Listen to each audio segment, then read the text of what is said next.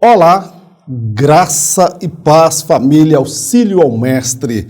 Tudo bem? Estamos de volta para mais um programa no projeto Auxílio ao Mestre. Semanalmente estamos produzindo conteúdo para professores e professoras da Escola Bíblica Dominical. Eu sou o presbítero Mauro Lúcio, para você que não me conhece, é um prazer tê-lo aqui no nosso meio e queremos que esse projeto seja uma bênção de Deus para a sua vida, para o seu ministério, para a sua igreja e para seus alunos. Hoje nós estaremos estudando a lição de número 7, cultuando a Deus com liberdade e reverência. Texto base da lição, 1 Coríntios, capítulo 14, versos 26 ao 32. Que fareis, pois, irmãos, quando vos ajuntais? Cada um de vós tem salmo, tem doutrina, tem revelação, tem língua, tem interpretação. Faça-se tudo para edificação. E se alguém falar língua estranha, faça-se isso por 2 ou quando muito 3, e por sua vez, e haja intérprete. Mas, se não houver intérprete, esteja esse calado na igreja e fale consigo mesmo e com Deus. E falem 2 ou 3 profetas, e os outros julguem. Mas se há outro que estiver assentado, for revelado alguma coisa, cale-se o primeiro, porque todos podereis profetizar, uns depois dos outros, para que todos aprendam e todos sejam consolados. E os espíritos dos profetas estão sujeitos aos profetas. Na lição de hoje, nós vamos compreender como se dá a liturgia dentro do cristianismo, em especial a nossa fé cristã pentecostal na Assembleia de Deus. Nós podemos compreender que, a partir da liturgia da igreja em Corinto, nós podemos ver os pilares aí dos elementos característicos da liturgia cristã. Na liturgia cristã, na igreja em Corinto, envolvia louvor e palavra. E também envolvia revelação, língua e interpretação. Nós vemos aí elementos naturais feitos pelo homem, que é o louvor e a palavra, e elementos espirituais, que é o Espírito Santo trazendo revelação, línguas estranhas e interpretação. Os cultos nesta igreja, irmãos, em Corinto, era marcado pela interação desta igreja com o Espírito Santo. Daí o afirmar que era um culto pentecostal, pois cada membro desta igreja, eles não eram alguém que estavam assentados para ver o que iria acontecer.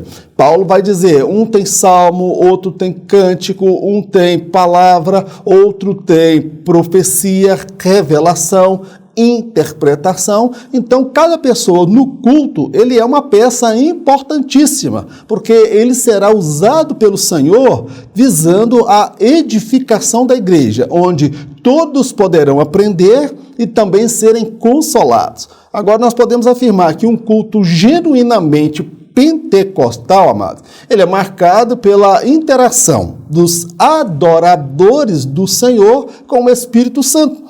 Esta interação com o Espírito Santo é que vai definir de fato um culto como pentecostal, porque esta interação ela vai gerar o quê? A manifestação dos dons espirituais na igreja, visando a edificação e consolação dos membros desta igreja. Nesta lição, nós vamos falar acerca da liturgia cristã e os seus elementos, o que define um culto como pentecostal, uma liturgia pentecostal. O culto pentecostal, liberdade e reverência. Aqui o comentarista ele define o culto pentecostal. Por qual razão? Porque os cultos, irmãos, no início da igreja eram cultos pentecostais, que havia manifestação do Espírito Santo interagindo com os membros, e havia manifestação dos dons espirituais, revelação, profecia, interpretação. Então nós vemos ali a ação do Espírito Santo. Então o culto pentecostal, nele há liberdade para adorar o Senhor, mas é um culto também que envolve o quê? Reverência, postura de adorador, respeito diante do Senhor que está presente para receber a adoração. A flexibilização cristã. A cosmovisão cristã leva-nos a compreender que há uma pluralidade de liturgias dentro do segmento cristão. Não se pode afirmar que determinada liturgia é melhor ou superior às demais. Os cristãos cultuam ao Senhor de forma distintas, isto é, pode variar de região para região ou até entre as denominações. Há liturgias que são mais ortodoxas, outras ritualísticas, outras renovadas e há outras até tradicionais. O culto cristão é uma expressão de adoração ao Deus Trino. Nele, as três pessoas da Trindade são louvadas, engrandecidas e exaltadas. Quando nós falamos da flexibilização cristã, nós estamos nos referindo à pluralidade de liturgias presentes no cristianismo. Então, a partir disso, nós vamos ter o quê? Uma cosmovisão. A gente não pode ter uma visão somente de assembleiano, achar que Deus é assembleiano, que a liturgia do culto é de acordo com o padrão do assembleiano. Então, a cosmovisão, ela permite a gente enxergar além do nosso universo, além dos domínios da nossa instituição. Há uma pluralidade de liturgias envolvendo a fé cristã nos quatro cantos da terra. E alguns têm umas liturgias próprias, outras mais ortodoxas, conservadoras, tradicionais, algumas mais avivadas, renovadas, algumas mais comedidas, outras mais extravagantes. Agora, tudo tem que ser feito com ordem, com pudor e com decência, meu querido. Então, os cristãos, eles vão adorar a Deus de acordo, meu amado, com a região. Por exemplo, a região do Nordeste, para a região Sul, Centro-Oeste, cada um tem, às vezes, a sua própria peculiaridade, porque essa liturgia, por vezes, ela vai absorver um pouco da cultura regional. Isso falando de Brasil. Quando nós falamos de mundo, quando missionários vão em outros países, eles vão ver uma forma, às vezes, diferente de adorar a Deus e cultuar. Agora, nós precisamos compreender que, independente da liturgia, o culto, ele é uma adoração ao Senhor. E quando nós estamos cultuando, nós estamos adorando o Deus Trino. Que é isso? É o Deus Pai, o Deus Filho e o Deus Espírito Santo. Que eles serão louvados, engrandecidos, exaltados e adorados, porque ele é o único e o verdadeiro Deus que se revelou com três personalidades distintas: o Deus Pai, o Deus Filho e o Deus Espírito Santo. Pluralidade de liturgia. Segundo relatos de missionários que atuaram na África, os cultos nesse continente são marcados pela alegria, cânticos e danças espontâneas. A liturgia é mais espontânea e nada ritualística. Por intermédio das danças e dos cânticos, os africanos expressam ao Senhor sua adoração. Muitos destes cultos têm em média de 5 a 7 horas de duração. Para eles, cada culto é uma celebração repleta de alegria e adoração. Eu achei por bem colocar aqui essa pluralidade de liturgia, porque quem vai na África, por exemplo, eu conheço alguns missionários que vêm de lá, eu já editei alguns vídeos de missionário que veio de lá. Meu irmão, o culto lá é marcado pela alegria, pela festa, pela dança, tá naquela lona de 45, 50 graus de plástico, meu irmão, um sol de estourar, e eles estão lá dentro daquela lona, que nem parede, não é lona, adorando, dançando, celebrando, é a forma do africano. Às vezes com tambor é próprio da cultura do africano. Então nós precisamos compreender que a liturgia, ela vai muitas vezes envolver elementos da cultura de um povo. Então daí a razão de nós não poder afirmar que uma liturgia é melhor ou superior às demais. Eu olho, por exemplo, algumas igrejas americanas de afrodescendentes, o culto deles envolve uns louvores lindos, dança, é a forma deles se expressar. Mas se você vai para o lado da Europa, para o lado de Portugal, em países europeus, às vezes é aquela adoração mais comedida, mais focada, mais centrada. Isso aí é próprio, às vezes, do perfil, da cultura daquele povo. Então, em se tratando de liturgia, meu amado, ela pode ter várias formas de ser expressas. Então, a liturgia são os elementos presentes no culto, é a forma como se dá essa adoração. Mas o importante é que tanto o africano como o europeu, o brasileiro, o nordestino, o baiano, o mineiro, o gaúcho, todos estão adorando o único e verdadeiro Deus, talvez com elementos próprios da sua cultura, e a liturgia ela pode variar. O que não pode mudar é o conceito de pecado e as doutrinas, tá bom, amados? O culto. O culto cristão é uma adoração direcionada única e exclusivamente ao Senhor. Sua finalidade não é a de agradar a homens, e sim a Deus. Sobre a ótica espiritual, o culto cristão, enquanto coletividade, tem seu início na casa do Senhor. Já enquanto individualidade, ele não se inicia quando todos estão presentes na igreja. Na verdade, ele começa quando se está fora dela. Não é concebível uma adoração parcial. Na igreja, expressar palavras de louvor e, fora dela, assumir uma postura não condizente com a de um verdadeiro adorador. O culto, ele é o quê? Uma adoração direcionada ao Deus Trino, ao Deus Pai, Deus Filho, Deus Espírito Santo. O culto, o objetivo dele não é agradar a homens. Ah, eu não gostei do culto, o culto foi bem monótono, eu não gostei da administração, eu não gostei da palavra, eu não gostei daquele culto. Bem, é um equívoco, porque o culto ele não visa agradar a homens, o culto ele visa agradar ao Senhor. Outra colocação que eu faço sobre a ótica espiritual acerca do culto. O culto, enquanto coletividade, ele se dá nos domínios da igreja, o templo físico. Ali nós vamos prestar um culto dentro da coletividade, o culto público. Agora, o culto enquanto individualidade, o culto pessoal, ele não começa, quando nós estamos dentro dos domínios da igreja. Não, ele tem início quando nós estamos fora da igreja. É por isso, meu amado, quando nós estamos adorando a Deus na igreja e expressando a Deus para lá, oh Jesus, eu te amo, oh Jesus, eu te adoro,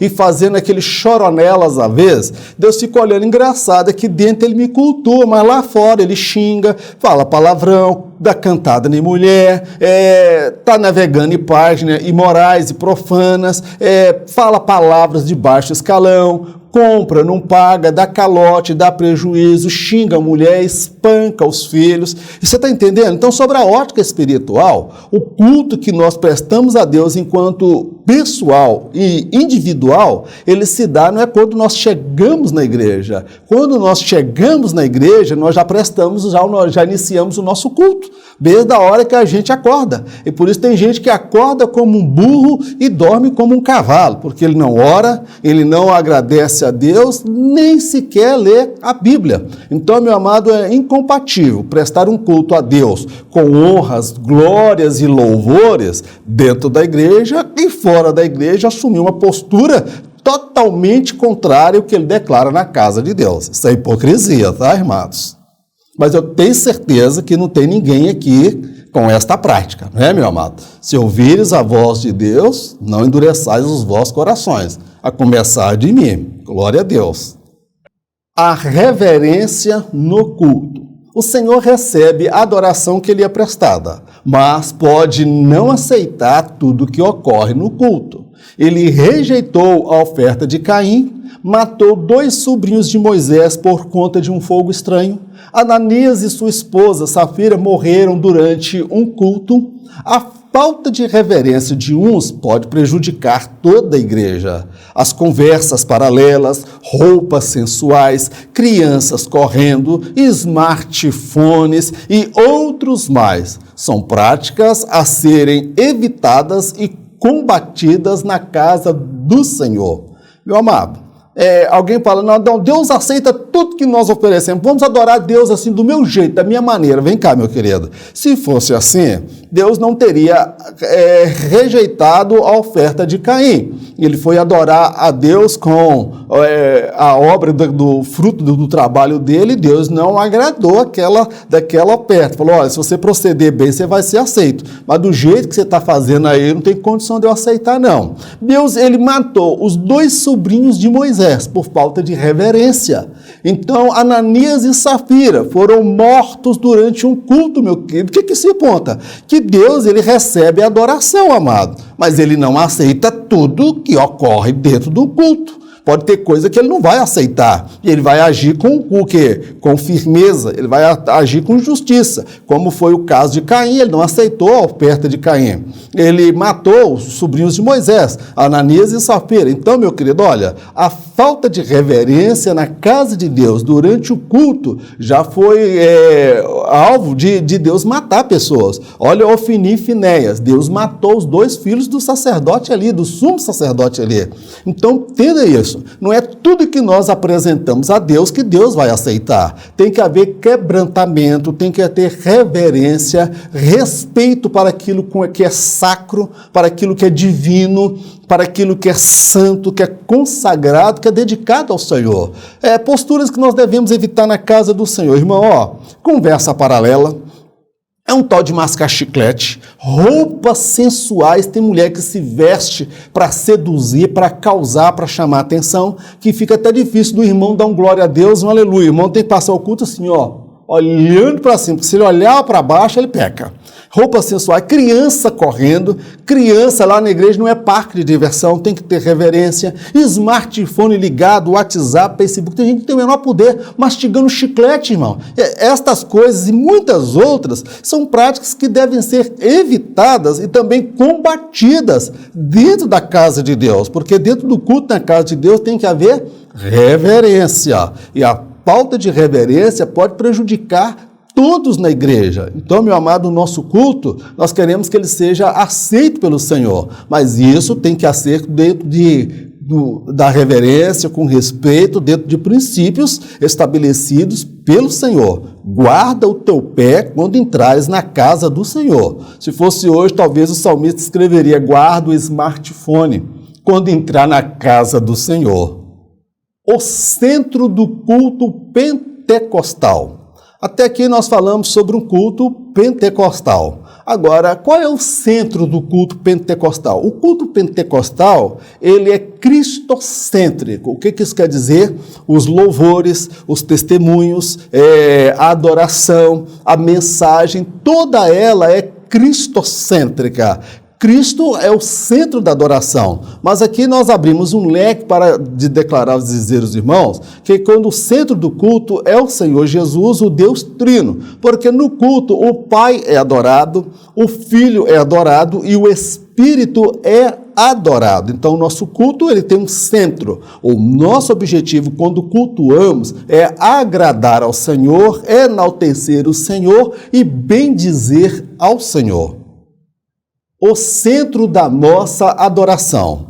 Uma vez que o culto é uma adoração, concluímos que esta adoração é direcionada ao Deus Trino, isto é, as 3 pessoas da Trindade são adoradas igualmente. Quando o Filho é adorado no culto, toda a Trindade é adorada juntamente. Diferentemente de outros credos, em nossas igrejas não há adoração a supostos santos, deuses, imagens ou esculturas. É preciso muita cautela para lidar com as estrelas gospel. Em muitos lugares, estas são tratadas como ídolos vivos no altar da casa do Senhor.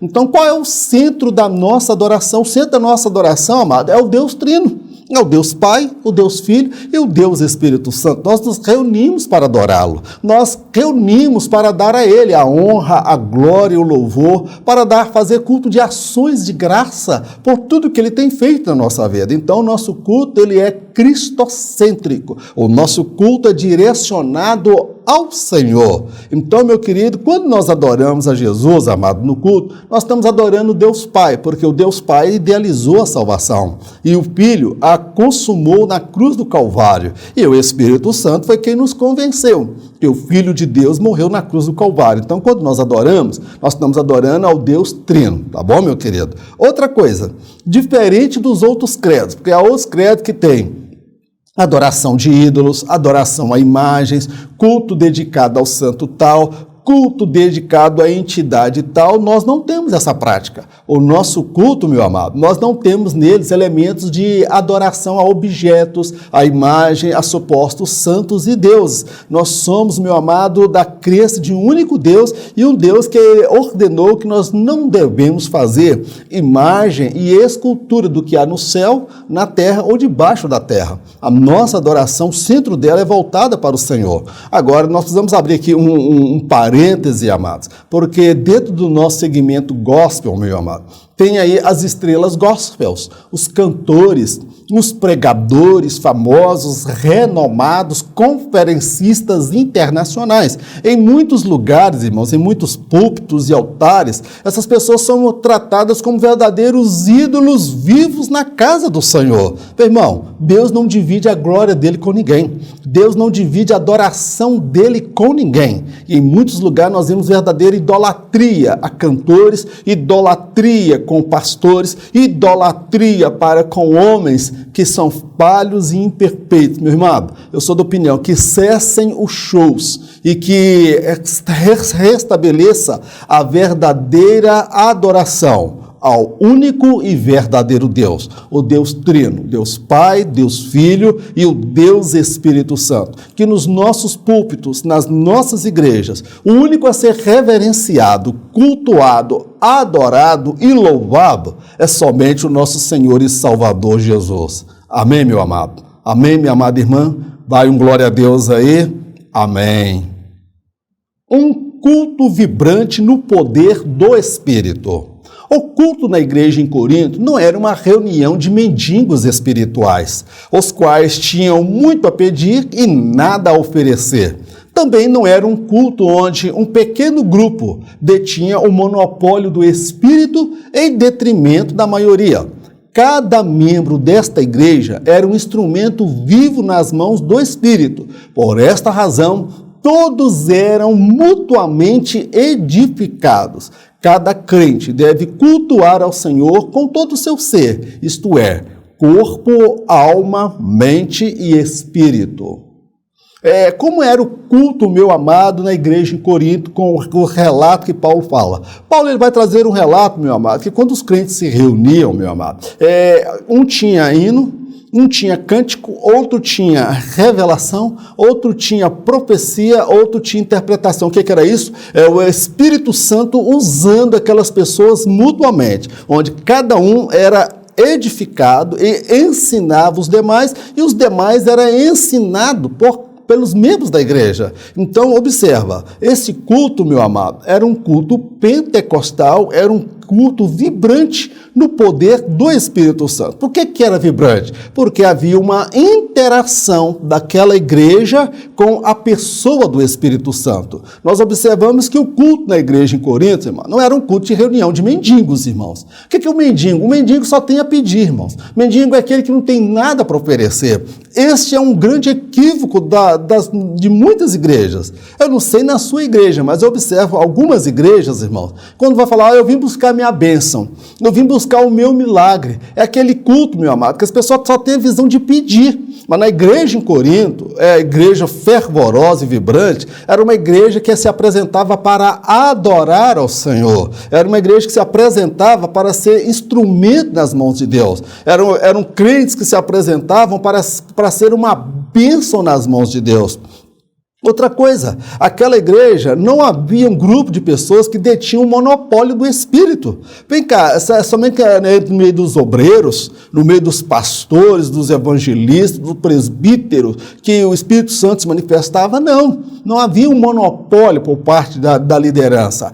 Todos eram cheios do Espírito Santo. E o Espírito Santo usava esses irmãos. Por esta razão, todos, irmãos, eram mutuamente edificados, porque o Espírito Santo usava desde o maior ao menor, os mais simples, os mais letrados, o mais culto e o menos indouto, porque todos haviam uma interação com o Espírito Santo. Então, quando nós nos reunimos, amados, nós devemos dar lugar ao Espírito Santo. Quando nós estamos adorando a Deus, o Senhor pode vir com unção, com graça, o Espírito Santo nos usar a sua vida dentro da legalidade, sem atropelo, dentro da doutrina bíblica. Você poderá ser um instrumento para edificar, para exortar a igreja. Tá bom, meu amado? Então, quando nós apresentamos, nós temos que apresentar o corpo, alma, mente e espírito. Ali, adorando ao Senhor, porque a qualquer momento o Espírito Santo pode nos usar para abençoar toda a igreja.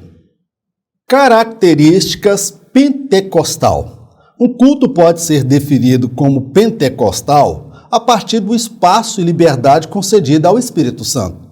Nestas ocasiões, quando isso ocorre, a igreja poderá ser impactada pelo poder de Deus. Línguas serão ouvidas, corações serão quebrantados. Um renovo do céu virá como uma tocha viva, incendiando toda a igreja. Irmãs e irmãos simples serão usados com poder e ousadia pelo Espírito. O ambiente será tão impregnado da presença do Espírito que se dará a sensação de que ou o céu desceu ou que a igreja subiu. Meu amado, o que é um culto pentecostal? Quais são as características de um culto pentecostal? Eu posso apontar aqui a primordial. É a liberdade que é concedida ao Espírito Santo. Ou seja, é a interação da igreja com a pessoa do Espírito Santo. Um culto onde o Espírito Santo não tem liberdade para escolher quem vai pregar. Um culto onde o Espírito Santo não tem liberdade para abençoar o louvor, porque não houve oração, consagração, jejum, e quem foi cantar foi apresentar, às vezes, sem pudor na presença de Deus. Então, veja só, a liberdade, o espaço concedido ao Espírito Santo é que vai definir um culto como genuinamente pentecostal. Quando o Espírito Santo ele encontra liberdade, quando o Espírito Santo encontra corações quebrantados, reverência e há uma interação do adorador com o Espírito Santo, aí nós temos um culto pentecostal. E quando isso ocorre, nestas ocasiões, o que vai acontecer? Primeiro, a igreja será impactada pelo poder de Deus. Quando a glória de Deus chega, muda o ambiente. Quem está cantando, canta numa unção, naquela glória, meu amado, a gente quase que sente o arrebatamento da igreja. Quando isso ocorre, línguas serão ouvidas, alguém vai ser renovado pelo Senhor e começa a falar em línguas estranhas. Corações são quebrantados, lágrimas são derramadas, meu amado. Quando isso ocorre na presença do Senhor, um renovo do céu virá como uma tocha, meu irmão, como uma água que vem inundando e incendiando o ambiente, meu querido. É uma linguagem da água que transborda, que domina tudo, e do fogo também, que incendia toda a igreja, meu querido. Irmãs e irmãos mais simples, aqueles que não sabem, às vezes, nem se expressar oralmente, mas quando o Espírito Santo vem, irmão, Deus toma aquele irmão, aquela irmãzinha simples, com poder e autoridade, começa a profetizar, começa a entregar revelação, começa a falar da grandeza de Deus, o ambiente fica tão impregnado pela presença do Espírito Santo, que a gente fica até pensando, não sabe se a igreja subiu ou se o céu desceu. Esse é um culto pentecostal, mas é sempre que isto ocorre? Não. Há ocasiões que o Espírito Santo faz algo além daquilo que nós estamos habituados. Mas um culto pentecostal, amado, o Espírito Santo ele pode agir desta maneira. Mas eu já participei de culto pentecostal que não houve tanto alvoroço, mas os louvores cantados foi uma dádiva de Deus, eu adorei ao Senhor. A mensagem pregada foi pregada na autoridade do Espírito Santo e eu senti a minha alma queimando. Quem estava conduzindo o culto, dirigindo o culto, o fez na direção do Espírito Santo de Deus. Quando isso ocorre, amados, está tão gostoso o ambiente que a gente não quer nem que o culto termine.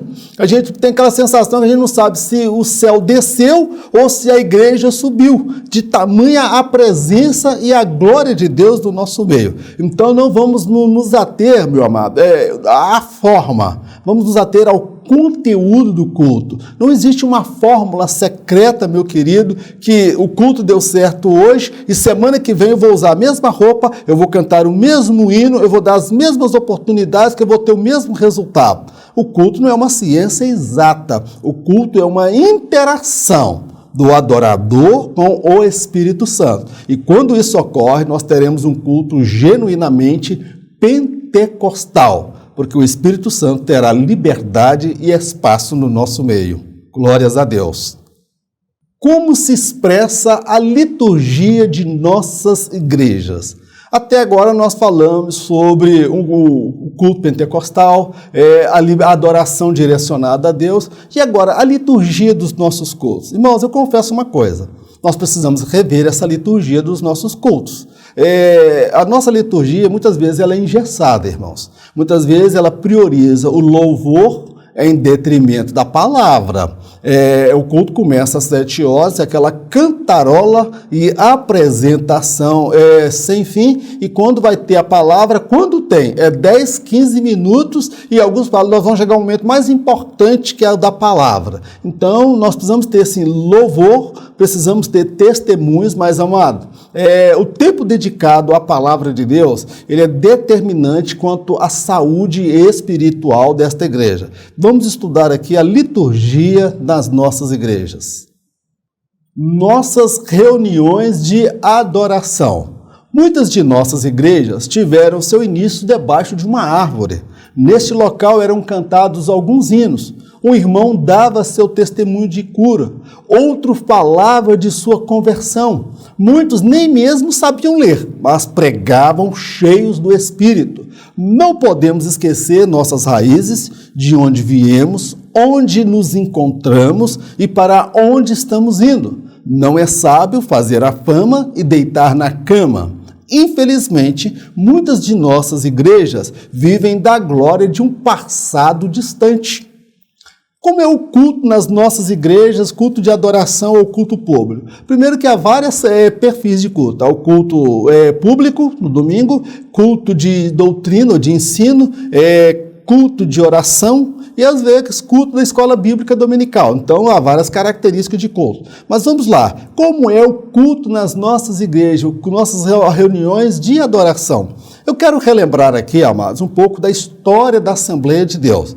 Nossas igrejas, irmão, de um modo geral, começaram muitas vezes debaixo de um pé de manga, como Daniel Bergo navio, que comia até manga, que eles não tinham o que comer. Então eles vieram pela fé. Muitas igrejas começaram debaixo de uma árvore, debaixo de um manguezal, debaixo de uma área coberta, talvez, mas a maioria debaixo de uma árvore. E naquele culto, como que era? Alguns irmãos começavam a cantar um hino da harpa, né? Ou do cantor cristão. Pegava a harpa, entoava aquele hino, não era aquela maravilha de canto, mas em termos de voz, mas em termos de essência, irmãos, Jesus recebia aquele culto, no meio da poeira, carro passando, aquela poeira levantava, o sol, o calor, e os irmãos estavam lá. Alguns cantavam hinos, um outro dava um testemunho de cura, que Jesus curou, e isso estimulava a fé dos outros para buscar também a cura. Outro falava da sua conversão, ele fala como Jesus mudou a sua vida. Outros que não sabiam nem mesmo ler, irmão. Eu conheço relatos de irmão que não sabia nem ler a Bíblia, mas quando dava a oportunidade, ele pregava na autoridade do Espírito Santo, não tinha exegese, homilética, não tinha teologia, mas, irmãos, aqueles homens estavam cheios da autoridade, cheios da unção de Deus. Essa era a liturgia.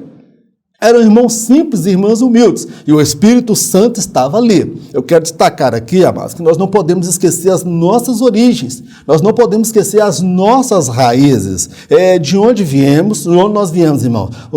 A nossa igreja, ela nasceu no poder do Espírito Santo, na dependência do Espírito Santo, e nós precisamos trilhar esse caminho. De onde nós viemos? Nós viemos debaixo de árvores, lugares simples, desbravadores, pioneiros que dedicaram a sua vida para que nós tivéssemos a igreja que nós temos hoje. E nós precisamos compreender aonde nós nos encontramos. É isso que eu quero que os irmãos compreendam.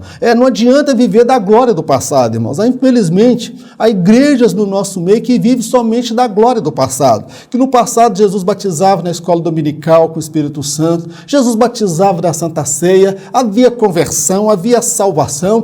Naquela época, então nós vivemos às vezes um saudosismo. Igrejas que vivem apenas da glória do passado. Então nós precisamos rever o nosso presente, onde nós erramos, o que nós precisamos acertar. Será que nós estamos desviando do alvo? Será que nós estamos perdendo a simplicidade do Evangelho, a riqueza do Evangelho? Pessoas simples, iletradas, e aí que não sabiam nem ler, irmão. Pregavam e Jesus salvava, Jesus curava. Então, meu querido, nós precisamos rever a nossa liturgia, a nossa forma de adoração, porque, como eu disse, quando nós nos reunimos enquanto culto individual e pessoal, o culto não começa quando a gente está na igreja, mas o que nós fazemos fora da igreja vai repercutir diretamente o que vai acontecer dentro da igreja. É por isso que tem gente que traz gelo e quer ver fogo dentro da igreja. Tem gente que traz salame, entendeu? Aquela mortadela pior que tem no supermercado, mas na hora de comer, ele quer comer o filé mignon. E por quê? Ele não traz brasa do altar, ele não traz a brasa acesa, do contrário, ele vem com a brasa apagada. Ele vem com aquele carvão que não tem mais nada, e ele quer ver o carvão dele pegar fogo, e o do pastor, o pregador, e todo mundo pegar fogo. Então, meu amado, nós precisamos rever como se dá essa adoração no nosso meio. A adoração não começa quando nós chegamos na igreja. A adoração já começou desde a hora que eu acordo. Tá bom, meu amado? E tudo que eu faço fora do culto vai repercutir dentro do culto. Culto pentecostal. Em culto pentecostal, o Espírito Santo poderá se manifestar por intermédio das línguas, interpretação, profecia, cânticos espirituais, pregação fervorosa, clamor, oração e quebrantamento coletivo. Embora nossa membresia tenha associado o barulho ao mover do Espírito, há que se ressaltar que o Senhor pode agir fora deste barulho e optar por várias outras formas de agir na igreja. Nossas igrejas chegaram até aqui de joelhos, e é de joelho que dentro em breve nossos irmãos serão retirados deste mundo. Aqui nós estamos, mais uma vez, eu acho que é redundante falar, o culto pentecostal. Nós já abordamos esse tema no outro subtópico anterior. Então, é um tanto que repetitivo ficar falando a mesma coisa. Mas vamos lá. Em um culto pentecostal, ele será marcado pelo quê? Pela interação com o Espírito Santo. Ou seja, o Espírito Santo, quando ele tem liberdade, o que pode acontecer num culto pentecostal? Deus falar, manifestar poder e irmãos falarem em línguas estranhas. Então, quando o Espírito Santo tem liberdade, há uma interação, o coração se quebranta, línguas estranhas são ouvidas, interpretação, alguém é usado por Deus no dom de interpretação de línguas, profecia, alguém recebeu o dom de profecia, o Espírito Santo pode usar aquela pessoa, cânticos espirituais. Eu já vi pessoas sendo renovadas pelo Espírito Santo, cantando um cântico espiritual, meu amado, que eu não... Olha, é a coisa mais linda. Eu tenho experiência com o Espírito Santo, de eu estar dormindo, e o Espírito Santo me dá cântico espiritual. Eu não canto nada, irmão, eu sou uma tristeza para cantar. Eu sou aquela voz rouca, ruim para cantar, mas eu já tive experiência com o Espírito Santo, com cântico espiritual dormindo. E outra, pregação fervorosa. É aquela pessoa que vai pregar numa unção, numa autoridade. Ele pode pegar um texto simples, irmão. Quando ele começa a pregar, o Espírito Santo toma a vida daquele irmão e sai aquela mensagem pentecostal fervorosa que vem queimando, incendiando a igreja. Quando o Espírito Santo tem liberdade num culto pentecostal, vai surgir clamor. Irmãos vão clamar a Deus por salvação, vão clamar pelas nações, vão clamar pelo governo, pelos poderes constituídos, pela salvação de almas, vai haver oração e quebrantamento coletivo. A igreja vai ser edificada, a igreja será impactada. Então o Espírito Santo, quando estamos no culto pentecostal, esses elementos podem ocorrer. Agora, há que destacar que nós, enquanto Assembleia de Deus, nós associamos o barulho do sobrenatural à ação do Espírito Santo. O Espírito Santo, ele age no meio do barulho. O Espírito Santo age no meio dos mantos, dos menegev. O Espírito Santo age no meio disso aí, meu querido. Agora, nós não podemos engessar o Espírito Santo, achar que ele só vai agir, porque não é todo culto que nós sentimos isso. Então, o Espírito Santo, ele pode agir de formas diferentes. Ele não vai agir só de uma forma, de uma maneira. Ele pode optar por várias outras formas diferentes, tá bom, meu querido? É isso que nós precisamos entender quando nós definimos um culto pentecostal. Não é só emoção, tá bom, meu querido? Não é só razão, mas também não é só emoção. Nós não podemos pender para os dois extremos. O sensacionalismo, a emoção, ou o oposto que é somente razão. Então, são dois extremos. Nossas igrejas, amadas, elas chegaram até aqui, a Assembleia de Deus, foi no lombo, no joelho de irmãos e irmãs simples, tá bom? Hoje nós temos pessoas com mestrado, com doutorado, com diploma no nosso meio, mas esta igreja chegou até aqui nos joelhos de irmãs e irmãos simples e humildes. Muitos desses não tinham nem oportunidade para pregar, não sabiam nem falar. E Jesus operava, batizava no Espírito Santo no nosso meio. E esta igreja, ela será retirada deste mundo também de joelhos na oração. Então, a fórmula desta igreja, do sucesso da igreja, é porque Jesus, ele disse: edificarei a minha igreja, e as portas do inferno jamais prevalecerão contra ela. A geração anterior nos passou essa tocha acesa, e eu quero passar essa tocha acesa para a próxima geração. Amém? A palavra atrai o Pentecostes. O tempo que é dedicado à palavra do Senhor em nossos cultos será determinante quanto ao nível de espiritualidade e maturidade de nossas igrejas. No tão conhecido dia de Pentecostes, o estudo sistemático da palavra é que propiciou o derramamento do Espírito entre os que estavam reunidos no mesmo local. Muitas de nossas igrejas adquiriram a prática de priorizar o louvor com incansáveis apresentações de grupos. É pela palavra que vem o avivamento tão almejado. Eu fico muito preocupado, amado, quando nós vemos o modelo de liturgia do nosso meio. Aqui, esse subtópico não está proposto na lição. Eu senti por Deus no meu coração de colocar a palavra, ela atrai o Pentecostes, tá bom, meu amado? O Pentecostes não atrai palavra, mas a palavra atrai o Pentecostes. O que é isso? Um tempo que nós dedicamos a palavra do Senhor no nosso meio, ele é determinante quanto à saúde espiritual, o crescimento e a maturidade de uma igreja, irmãos. Os nossos louvores são importantes, sim. É gostoso adorar o Senhor, é verdade, nós gostamos de adorar. Mas agora, meu irmão, tudo com excesso estraga. Eu fico preocupado com essa liturgia. É aquele monte de louvor. Agora vamos ouvir o ciclo de oração. Agora vamos ouvir o grupo de jovens. Agora vamos ouvir o grupo de adolescentes. Agora vamos ouvir as crianças. Agora vamos ouvir o grupo, o quarteto de não sei o quê. Agora vamos ouvir o grupo dos homens.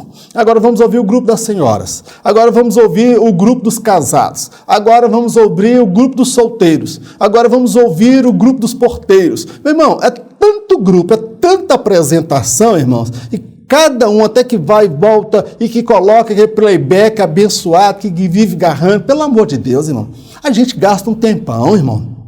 Vamos destacar que o que gerou o Pentecostes, no dia do Pentecostes, foram 10 dias que nós já estudamos que eles passaram orando ao Senhor, mas o que? Lendo a palavra, porque Jesus disse que eles seriam batizados no Espírito Santo. Eles iriam receber o revestimento de poder. Então, eles foram estudar as Escrituras, estudar os profetas acerca do derramamento do Espírito. Então, eles estavam focados. E quando deu no dia do Pentecostes, Pedro se levanta e fala com precisão acerca do profeta Joel. Então, a palavra, ela gera um Pentecostes no nosso meio, ela traz o avivamento. Agora, qual é o tempo que nós dedicamos à palavra de Deus nos nossos cultos?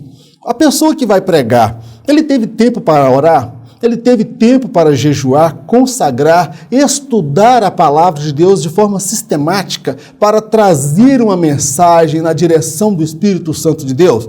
Nosso povo muitas vezes está naquele pensamento, olha, a gente não precisa estudar, não precisa avisar o pregador, o Espírito Santo dá para ele a palavra na hora. Irmão, eu creio que lá no começo da igreja, com a simplicidade dos irmãos e a carência, Deus usava aqueles irmãos e continua usando. Agora, irmãos, hoje nós vivemos uma outra realidade. Nós temos a nossa igreja com ar-condicionado, com painel de LED, com bancos acolchoados, muitas igrejas dispõem disso. Então, meu querido, hoje nós vivemos um outro tempo, eu acho que isso vai a favor do preparo intelectual, do preparo espiritual para trazer uma mensagem, para trazer um estudo que fale do avivamento, que fale do batismo no Espírito Santo, que fale dos dons espirituais. Agora, nós precisamos priorizar o tempo com a palavra, porque esse tempo com a palavra é que vai determinar a maturidade da igreja, o crescimento de uma igreja, porque se nós não tivermos palavra, irmãos, nós corremos de ficar no fanatismo, no extremismo, no sentimentalismo, irmãos. E com isso nós vamos encontrar aproveitadores da fé, aqueles estelionatários da fé, que vão se valer da simplicidade dos irmãos para extorquir os irmãos. Então nós precisamos de palavra, porque é a palavra que atrai o avivamento que nós tanto desejamos. Eu descreio de avivamento que não passa pela palavra, tá bom, meu amado? Encerramos aqui a nossa ministração dessa lição de hoje. Eu espero que o Espírito Santo tenha falado ao teu coração. Se você desejar esse material, eu vou ter o prazer de encaminhar até você. Tem o meu telefone aí no rodapé e você pode me mandar uma mensagem no meu WhatsApp e eu vou ter o prazer de enviar esse material para você gratuitamente. Quero falar aqui, amados, eu estou tendo dificuldade de fazer o material chegar até as pessoas. Eu tenho mais ou menos 2.500 pessoas cadastradas no meu WhatsApp. Todo domingo eu envio um material PDF, eu mando o link do vídeo que está no YouTube, mas infelizmente, irmãos, não está chegando. E alguns pensam que eu estou excluindo, alguns priorizando outros. Não, meu irmão, eu mando para todo mundo, Deus é minha testemunha, mas infelizmente não está chegando. Então, se não chegar até você no domingo, me procure na segunda-feira, na terça, me manda uma mensagem, eu vou mandar para você novamente, tá bom? Agora, tem gente que me procura o estudo, irmão, no sábado à noite, ou então na madrugada de sábado para domingo. Aí não tem tempo hábil mesmo de enviar. Meu querido, Deus abençoe a sua vida, Deus abençoe o seu ministério. Se você acredita que esse projeto é de Deus, eu gostaria que você se inscrevesse no canal, compartilhasse com os seus contatos e, se estiver ao seu alcance, nos ajudar para darmos continuidade a esse projeto com recursos. Eu serei muito grato a Deus pela sua vida. Vamos orar? Eterno Deus, nós te agradecemos por mais esta oportunidade de aprendermos juntos a tua palavra. Toda honra, toda glória, todo louvor sejam dados a Ti, porque só Tu és digno, só Tu és merecedor. Meu Deus, ensina-nos a adorar ao Senhor, a prestar um culto. Ensina-nos a usar os elementos presentes na nossa liturgia com sabedoria, com discernimento, onde a sua palavra seja priorizada e que o teu Espírito Santo tenha liberdade de operar, de quebrantar os corações, de usar os irmãos, ó Pai, as irmãs, meu Deus, que todos possam aprender, todos possam também ser canal de ensinar, todos sejam usados pelo teu Espírito. Meu Deus, fica conosco, dá-nos a tua bênção, pois assim te oramos agradecidos no nome do Senhor Jesus.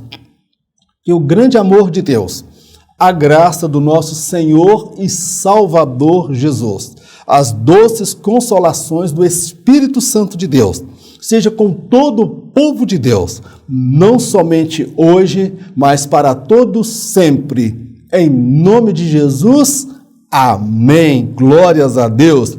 Meu amado, em caso de arrebatamento, eu não estarei aqui para ministrar a próxima lição. Meu Deus! Não, calma. Em caso de arrebatamento, nem eu e nem você estaremos aqui na próxima lição. Amém, querido? Porque em caso de arrebatamento, eu me encontro com você por sobre as nuvens. Amém, meu querido? Um forte abraço, Deus te abençoe, fique na paz, em nome de Jesus.